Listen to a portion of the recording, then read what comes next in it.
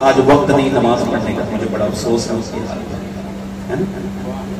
गीबत का भी वक्त निकाल लेती हैं, बहुत मेहनत से निकलता मगर निकाल लेती हैं। टेलीफोन पे बात करने का वक्त भी है, सीरियल देखने का वक्त भी है, मगर अफसोस के नमाज का वक्त। आज इनके पास वक्त नहीं है, जब मौत आएगी तो फिर इजराइल के पास वक्त। अब ये शेर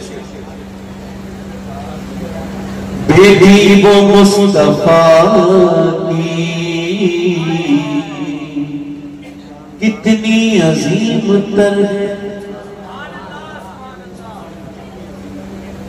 बेटी वो मुस्तफा की कितनी अजीम तर है, जो कि शाम में सर झुकाए और फजर में